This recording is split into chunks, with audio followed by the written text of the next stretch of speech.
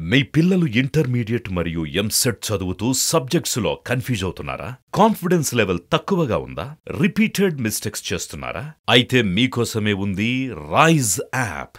1 lakh question bank, performance analysis, online classes by experts, ఇంకా మరెన్నో features తో మీ ముందుకొచ్చింది Rise the perfect guide. Description లో ఉన్న లింకును ఉపయోగించి సబ్స్క్రైబ్ అవ్వండి. నారా లోకేష్ ఫ్రెండ్తో ఏపీసీఐడి ఓవర్ యాక్షన్ చేస్తుందా? ఆ ఓవర్ యాక్షన్ రెడ్ బుక్ భయమా లేదా వ్యూహమా అంటే వ్యూహమే అని సమాధానం ఇస్తున్నారు కొంతమంది రాజకీయ విశ్లేషకులు.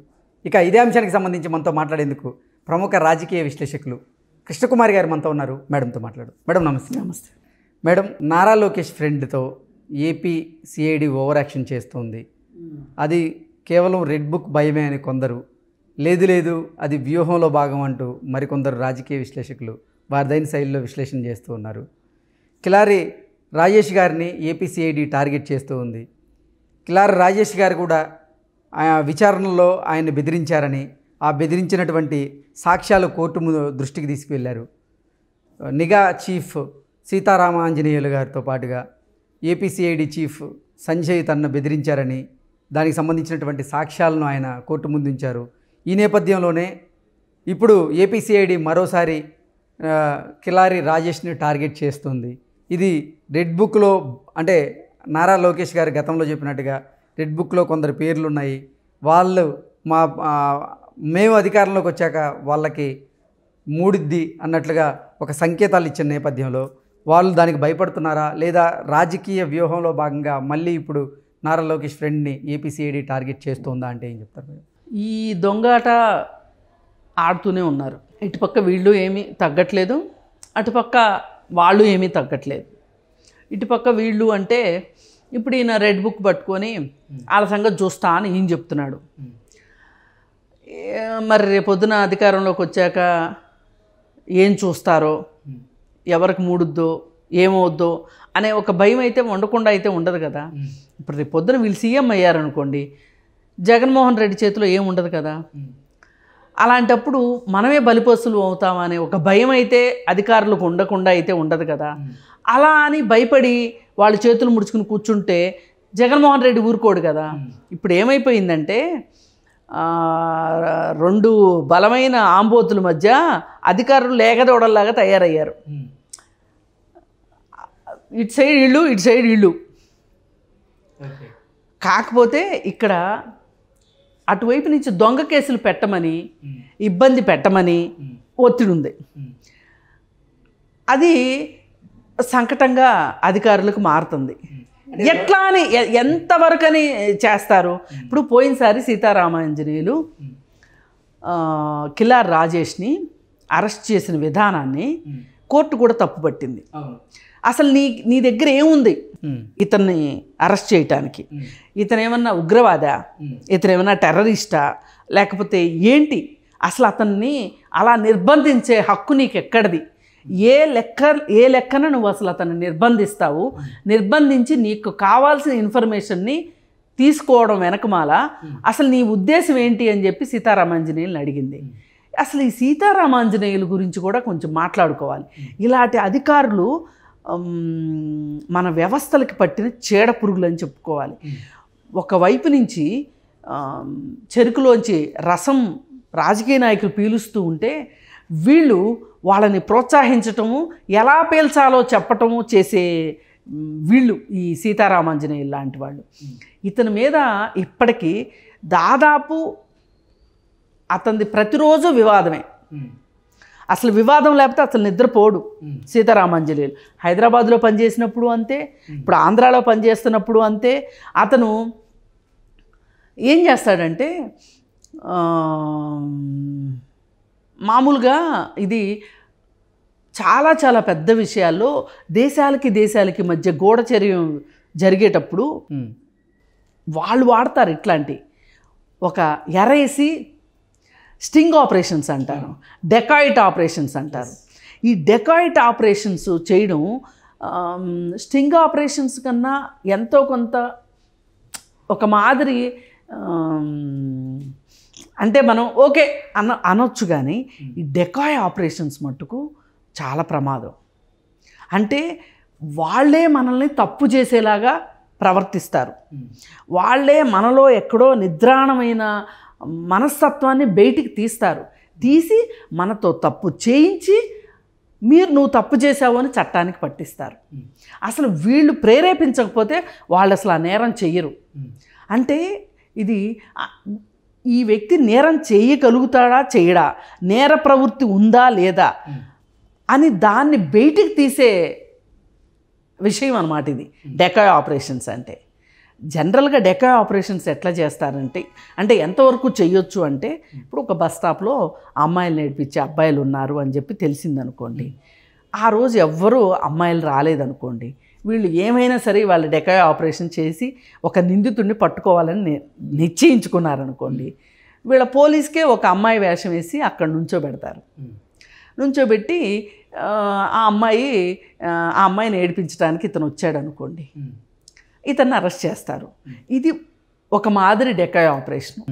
ఇంకొక ఆపరేషన్ ఏంటి అంటే, ఈ నుంచున్న పోలీసు మామూలు వేషధారణలో వచ్చి ఉంటారు కదా, సివిల్ డ్రెస్లో ఉంటారు కదా, ఉండి వాళ్ళు అల్లరి చేసేలాగా వీళ్ళు ప్రవర్తిస్తారు. వీళ్ళు ప్రవర్తించి వాళ్ళతో అల్లరి చేయిస్తారు. చేయించితే అప్పుడు పోలీసులు వచ్చి పట్టుకుంటారు. రెండోది మటుకు దుర్మార్గం అండి. మొదటిది మీరు ఒక అమ్మాయి వేషంలో ఒక పోలీసు ఆవిడ వచ్చి నుంచొని వాళ్ళు అల్లరి చేస్తే వీళ్ళని అరెస్ట్ చేసి తీసుకెళ్ళడం కరెక్టే, కానీ వాళ్ళని అరెస్ట్ చేసేలాగా ప్రేరేపించి చేయడం అనేది మటుకు దుర్మార్గం. ఆ పని చేస్తాడు సీతారామాంజనేయులు. చాలా ప్రమాదకరమైన వ్యక్తి అన్నమాట. ఇతను ఇంతకుముందు నేరస్తుడిని పట్టుకోవడానికి మామూలుగా చేపలు పట్టడానికి ఎట్లా వేస్తాము, ఇతను అమ్మాయిలను వాడతాడు. వాడి ఒకసారి 2 సార్లు తను అడిగిన గిఫ్ట్ లేదో ఇవ్వలేదని చెప్పి వాళ్ళతో స్నేహం నటించి వాళ్ళతో కలిసి పేకాట శిబిరాల్లో కూర్చొని ఇన్ఫర్మేషన్ ఇచ్చి పేకాట శిబిరాలను పట్టించిన ఘనత ఉంది ఆ సీతారామాంజనేయులకి. అలాంటి సీతారామాంజనేయులు ఇవాళ జగన్మోహన్ రెడ్డి దొరికాడు. ఇంక ఊరుకుంటాడా అండి? ఆయన ఉన్నది అందుకే, ఈయన ఉన్నది అందుకే, ఇద్దరు కలిశారు. పేట్రేగిపోయి దున్నేద్దాం పట్టండి అన్నట్లు ఇద్దరు కలిసి కిలార్ రాజేష్ని అక్కడ చట్టం, ధర్మం, న్యాయం ఏమీ పనిచేయం. అంటే వ్యవస్థల్ని ఎలా అయినా వాడచ్చు, నా ఇష్టం, నా చేతిలో పని అన్నట్లు వ్యవస్థల్ని వాడటం వల్ల ఏం జరుగుతుంది అంటే, సామాన్య ప్రజల్లో వ్యవస్థల మీద గౌరవం పోతుంది, ఇష్టం పోతుంది, భయం పోతుంది. ఇప్పుడు చట్టము అంటే ఇష్టపడాలి, చట్టాన్ని గౌరవించాలి, నమ్మాలి, భయపడాలి, ఇన్ని జరగాలి. చట్టానికి ఇంత పవర్ ఉంది చట్టానికి. కానీ ఇలాంటి నాయకుల వల్ల ఏం జరుగుతుంది అంటే, అమ్మో నేను బలహీనున్నైతే ఈ చట్టం నన్ను ఏం చేస్తావు అనే అభద్రతకు గురి చేస్తుంది. అనుక్షణం భయపడుతూ బతకాలన్నమాట. అంటే చట్టాలు ఇలా కూడా ఉంటాయా అనే ఒక రకమైన ఏహభావాన్ని కలిగించటానికి ఇలాంటి పోలీస్ ఆఫీసర్లు ఉంటారు, ఇలాంటి వాడే రాజకీయ నాయకులు ఉంటారు. ఇప్పుడు మనకి కిలారి రాజేష్ విషయం అర్థమైపోయింది కదా. అతను కాబట్టి ఒక రకంగా విచారణలో తనని ఏ విధంగా ఇబ్బంది పెట్టారో చూపించగలిగాడు. అలా చూపించలేని వాళ్ళైతే ఏంటి పరిస్థితి, వాళ్ళ పరిస్థితి ఏంటి అంటే, ఒక పార్టీలో ఇంకెవరు పనిచేయకూడదా? మీ ప్రత్యర్థి పార్టీలో ఇంకెవరు పనిచేయకూడదు అంటే మొత్తం మీ పార్టీయే ఉండాలి అంటే ఇది ఎక్కడికి వెళ్తుంది? రాజరికం అవ్వట్లేదు. అసలు మన దేశంలో ఫెడరల్ వ్యవస్థ మనది, సమాఖ్య స్ఫూర్తి మన దేశాన్ని. అలాంటిది నేను రాజునయ్యాను, నేను 30 ఏళ్ళు లేదంటే ఇంకో 40 ఏళ్ళు లేదంటే భూమి ఉన్నంతకాలం నేనే ఉంటానంటే ఎట్లా కుదురుతుంది? దానికి వ్యతిరేకంగా ఏ రాజకీయ పార్టీ డెవలప్ అవుతున్నా అవనివ్వకపోవటం, కుటుంబ సభ్యులు వస్తుంటే కూడా వాళ్ళని అణిచివేయటం, లేదు పార్టీలో ఎవరైనా ఎదుగుతున్నారు అంటే వాళ్ళని ఎదగనివ్వకపోవటం, అంటే ఎదురొచ్చిన వాళ్ళల్లా తొక్కుకుంటూ, తోసుకుంటూ, నరుక్కుంటూ వెళ్ళడానికి ఇదేమన్నా అసివి మీద యాగమా? కాదు కదండి, ఇది ప్రజాస్వామ్యం కదా. ప్రజాస్వామ్యంలో ఈ 2 రాజకీయ పార్టీలే కాదు, రేపొద్దున కాంగ్రెస్ పార్టీ పుంజుకుంటే కాంగ్రెస్ పార్టీ కూడా త్రిముఖ పోటీ వస్తుంది అక్కడ.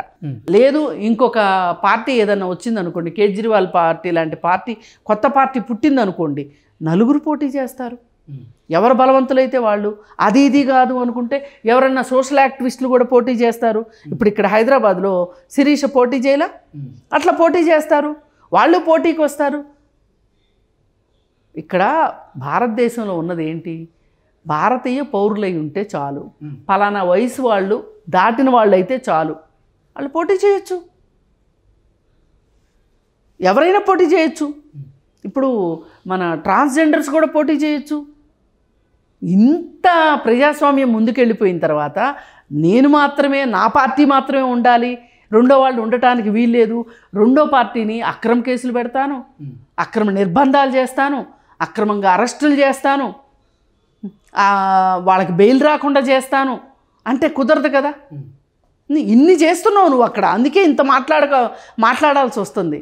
నువ్వు వ్యవస్థలను చేతిలో పెట్టుకుని ప్రత్యర్థి పార్టీల్ని వాళ్ళ ఉనికి లేకుండా చెయ్యాలి అని, అవసరమైతే చంపేయడానికి కూడా సిద్ధం అవ్వడం, వాళ్ళ ఆర్థిక మూలాలు దెబ్బతీయడం, వాళ్ళ సిద్ధాంతాలని వేరే రకంగా మార్చేసి వక్ర భాష్యాలు చెప్పించి ఇవన్నీ చేయడం అనేది ఎలా ఉంది అంటే, అసలు నేను ఎవరిని బతకనివ్వను, నేను మాత్రమే ఉండాలి అనే ఒక తత్వం నీలో ఉండటం వల్ల ఇది మామూలుగా అంతర్జాతీయంగా చూసుకుంటే ఫ్యాసిస్టులు చేస్తారు ఇట్లాంటివి. ఇప్పుడు హిట్లర్ లాంటి వాళ్ళు చేస్తారు. చేసి ఏం చేస్తారు హిట్లర్ లాంటి వాళ్ళు? ఎన్ని రోజులు హిట్లర్ బతికున్నాడు? ఎన్ని రోజులు యుద్ధం చేశాడు? చెప్పండి. ఏదో ఒక రోజు ఏమయ్యాడు హిట్లరు? నేను చెప్పక్కర్లా, రాజకీయాలు తెలిసిన ప్రతి వాళ్ళకి తెలుసు. అందుకే వ్యవస్థల్ని చేతిలో పెట్టేసేసుకుని వ్యవస్థల్ని నిర్వీర్యం చేసేసి అంతా నేనే అనే వాళ్ళకి హిట్లర్ లాంటి గతే పడుతుంది. Okay madam, thank you so much. Thank you.